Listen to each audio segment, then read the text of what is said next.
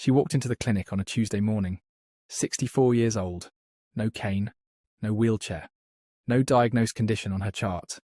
She sat down in the waiting room chair, and when the nurse called her name, she could not get up. Not because she was in pain, not because something had gone wrong that morning. Her legs simply did not have enough strength left to lift her own body weight off a chair. She looked up at the nurse with this quiet, embarrassed expression. And that expression, I have seen it more times than I can count. Here is what made her case so important. She did not know this was coming. Nobody had warned her. Her last 3 checkups were routine. Blood pressure fine, cholesterol managed. She was doing everything she had been told to do. And still her body had been quietly losing something critical for years. And the medical system had never once mentioned it to her by name. That something is called sarcopenia. And if you are over 60 and watching this right now, the process I am about to describe to you has already started inside your body. Whether you feel it yet or not. I am Dr. Joseph Collins, a medical health educator. And in this video, I am going to walk you through exactly what is happening inside your muscles after 60, why your doctor's standard checkup almost never catches it until the damage is visible. And then I'm going to give you 7 simple movements. Not gym routines, not equipment, not anything that requires a trainer, that can genuinely slow this down, stop it, and in many cases begin to reverse it. Even if you are in your 70s or 80s right now, stay with me through the end. Because the 7 moves I'm going to share are the part most people never reach, and they are the whole reason this video exists. And before we continue, if you are over 60, or you are helping someone you love protect their strength, balance, and independence, consider subscribing to this channel. Every week we break down the overlooked changes happening inside the aging body and the simple steps that can help you stay active, confident, and in control of your health for years to come. Now let us talk about what sarcopenia actually is, because most people have never heard that word from their own doctor. And that silence is part of the problem. Starting somewhere in your late 30s, your body begins losing muscle, slowly at first, so slowly that you do not notice it for years. Then after 60, the rate accelerates. Research estimates that adults over 60 can lose between 3 and 5% of their muscle mass every single decade. And that number moves faster the less active you become. But here is the part that most health videos get wrong, and it matters. Sarcopenia is not just about your muscles getting smaller. The more dangerous problem is that your muscles get weaker faster than they get smaller, which means you can look at yourself in the mirror and see arms that look reasonable, legs that do not look dramatically thinner, and still have a body that's struggling to do things it could do 5 years ago without thinking, standing from a low seat, carrying shopping bags in from the car, catching yourself when you stumble on an uneven sidewalk. That last one matters enormously. The fast twitch muscle fibers, the ones that fire in a split second when your balance suddenly shifts, are among the first to go. They are the fibers your body uses to catch a fall before it becomes a fall. And once those fibers weaken, your reaction time in a dangerous moment slows down in ways that no amount of caution can fully compensate for. This is not a small problem. Hip fractures in adults over 65 carry a mortality risk within the first year that most people would find genuinely shocking if they knew it. We are not talking about an inconvenience. We are talking about a fracture that, for many older adults, becomes the event that permanently changes what their life looks like. And nearly every single one of those fractures begins with weak muscle, not weak bone.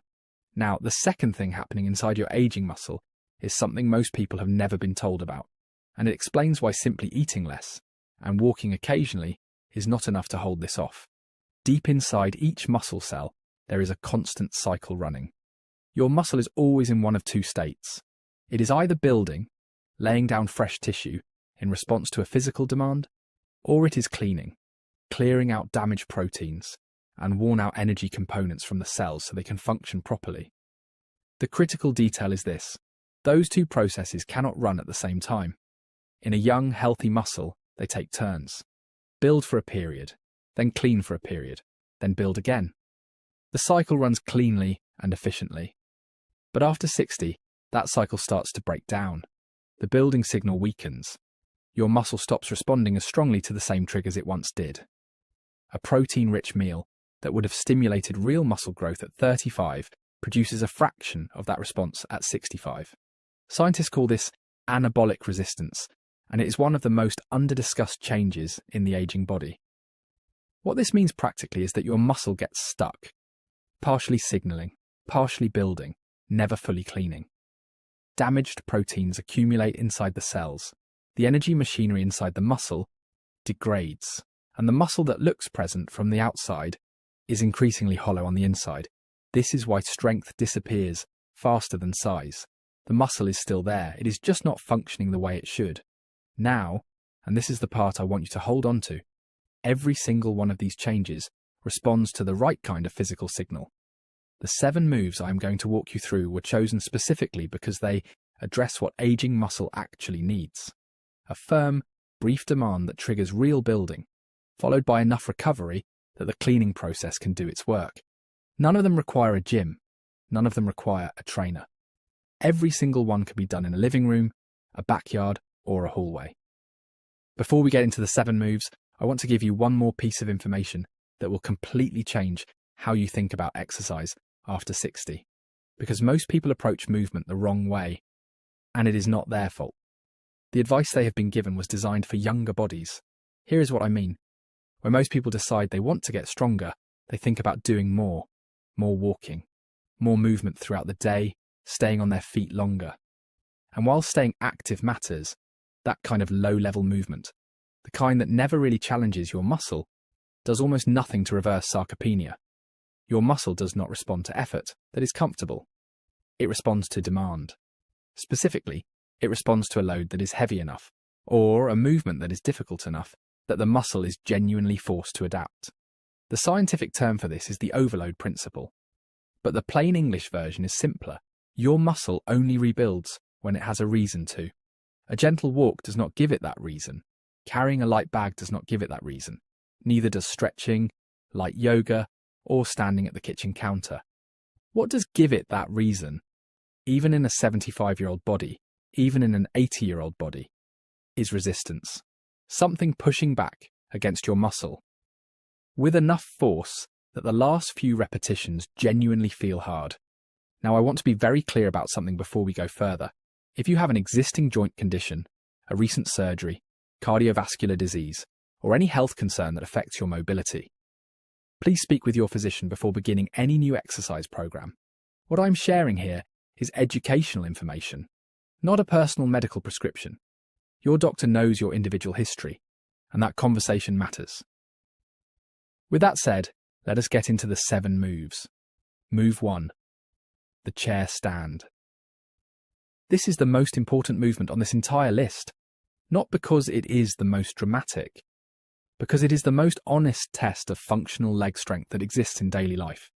You stand up from a chair, you sit back down, you repeat. That is it. But here is what is actually happening when you do it correctly. Your quadriceps, the large muscles across the front of your thighs, are doing the primary work.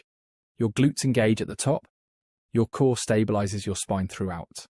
And critically, you are training the exact movement pattern that determines whether you can get up independently from any seated surface for the rest of your life.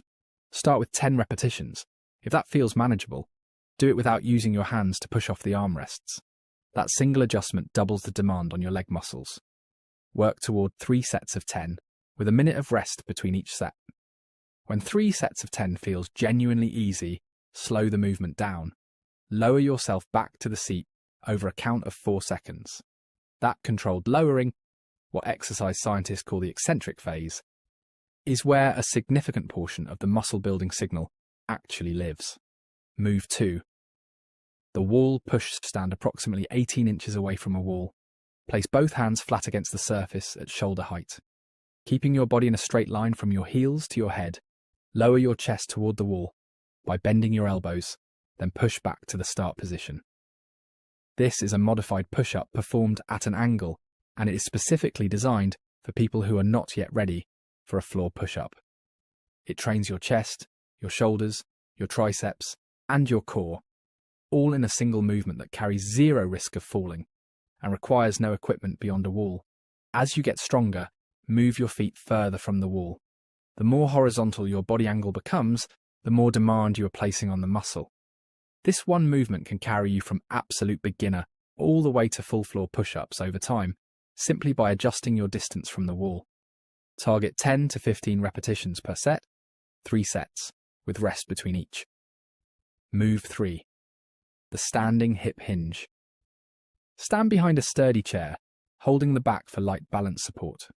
With a soft bend in your knees, slowly push your hips backward, as if you are trying to touch the wall behind you with them. While your upper body tilts forward at the hips, then drive your hips forward to return to standing tall. This movement trains your posterior chain, your hamstrings, your glutes, and the muscles running along your lower back. This muscle group is the primary reason some people stand tall and walk with confidence into their 80s, and the primary reason others begin to stoop and shuffle. The posterior chain is also significantly undertrained in most seniors because almost no one teaches it explicitly. 10 repetitions, 3 sets. Rest between sets. Focus on feeling the hamstrings lengthen as you hinge back and the glutes engage as you return upright. Move 4. The slow calf rise. Stand near a wall or counter for light support. Rise onto the balls of both feet, hold for 2 full seconds at the top, then lower slowly over a count of 3 seconds. Your calf muscles, the gastrocnemius and soleus, are directly responsible for your push-off when you walk, your balance when you stand on uneven ground, and your ability to recover when your balance shifts unexpectedly. Weak calves are one of the least discussed contributors to falls in older adults, and one of the most correctable. The slow lowering phase here is deliberate. That controlled descent places the muscle under tension for longer, which generates a stronger rebuilding signal than a quick up and down ever could. 15 repetitions, 3 sets. When this becomes easy, perform it on 1 foot at a time. Move 5. The seated row pull. Sit in a firm chair. Hold a resistance band. Or if you do not have one, a rolled up towel looped around a fixed point at mid-chest height works as a starting substitute. Pull both hands toward your lower rib cage, squeezing your shoulder blades together at the end of the movement. Then slowly extend your arms back out. This trains the muscles of your upper back, specifically your rhomboids, your rear deltoids, and your lats. These are the muscles that keep your shoulders pulled back, your posture upright, and your spine supported when you sit, stand, and carry anything.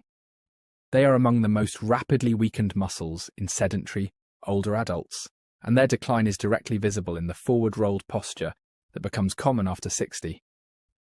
12 repetitions, 3 sets. Move 6. The standing march. Stand tall, feet hip-width apart, hands resting lightly on a counter or chair back for balance support. Slowly lift your right knee until your thigh is parallel to the floor, or as close to parallel as your body currently allows. Hold for 2 seconds. Lower with control, then repeat on the left side. This movement looks simple. What it is doing inside your body is not simple at all. The standing march trains your hip flexors, your quadriceps, and your core stabilizers simultaneously. But more importantly, it trains something that no other movement on this list addresses as directly: your single leg balance. Every step you take in daily life is a moment of single leg balance. Every staircase, every curb, every uneven patch of ground between your front door and your car.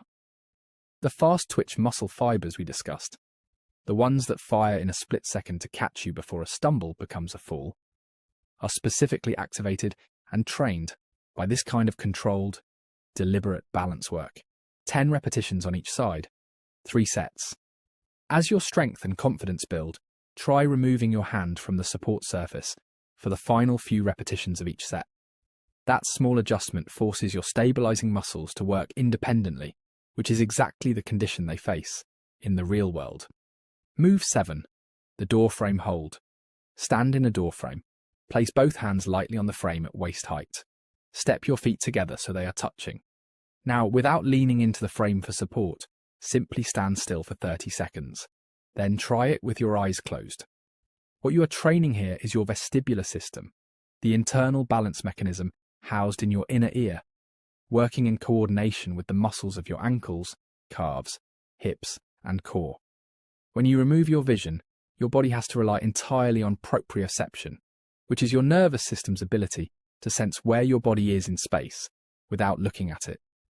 This capacity degrades significantly after 60, when it is not practiced, and its degradation is one of the most direct contributors to falls in older adults, more direct in many cases than muscle weakness alone.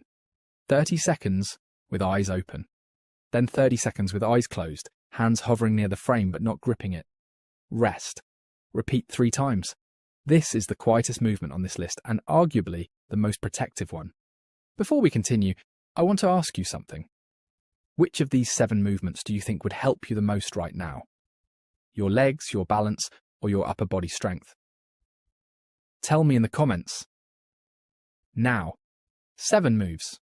Written down simply, they are the chair stand, the wall push, the standing hip hinge, the slow calf rise, the seated row pull, the standing march, and the door frame hold. But the movements alone will only take you part of the way. Because everything we discussed about anabolic resistance earlier, your muscles' reduced ability to respond to building signals after 60, means that what you eat around your movement matters as much as the movement itself. Here is the nutritional reality that most people over 60 have never been told directly. Your muscle needs more protein now than it did in your 40s. Not less, more. The common assumption that older adults should eat lighter, eat smaller, pull back on rich foods, works directly against what aging muscle biology actually requires. The same protein meal that built real muscle in your 30s produces a significantly weaker response in your 60s and 70s. Your muscle has become harder to stimulate, which means the signal needs to be stronger, and that starts with protein quantity and quality. A reasonable daily target for most adults over 60 is approximately 1.2 grams of protein per kilogram of body weight, spread across your meals rather than loaded into one sitting. For an average adult, that translates to roughly 80 to 100 grams per day. Eggs, fish, chicken, lean red meat, dairy, lentils, chickpeas, tofu. These are your primary tools. If you follow a plant-based diet, combining protein sources across your meals will help you reach adequate amounts. One more thing worth knowing. The amino acid called leucine is the specific trigger that most strongly activates your muscle's building response. Animal proteins are particularly rich in it. If you are plant-based, soy protein and pea protein contain meaningful leucine levels compared to most other plant sources. If you have kidney disease or any condition that affects how your body processes protein, please consult your physician before changing your intake. That conversation belongs between you and your doctor. Here is the complete framework stated plainly for you to take home with. Train your muscles with real resistance at least twice a week, working toward 3 or 4 times. Use these 7 movements as your foundation. Push yourself to the point where the final repetitions feel genuinely challenging. That discomfort is the signal your muscle is waiting for. Feed your muscles adequately, with protein distributed across your day. Sleep properly, because the majority of actual muscle repair happens during deep sleep. And keep moving throughout your day, because prolonged sitting quietly accelerates the internal muscle degradation we discussed earlier. None of this requires a gym membership. None of it requires equipment you do not already own. None of it has an age limit. If this video helped you understand your body a little differently today, subscribe and join this community. My goal is to help you protect your strength, your independence, and your quality of life with clear health education designed specifically for people over 60. And if there is someone in your life who is starting to struggle with weakness, balance, or feeling like aging means giving things up, share this video with them. Sometimes the right information at the right moment can change the direction of someone's health. The strongest predictor of how well you age is not your genetics. It is not your medical history. It is how much functional muscle you carry into each decade, and whether you fought to keep it. Strong people fall less, recover faster, stay sharper, remain independent longer. That is not an opinion. That is what the evidence consistently shows. Your muscles are waiting for a reason to stay. Give it one.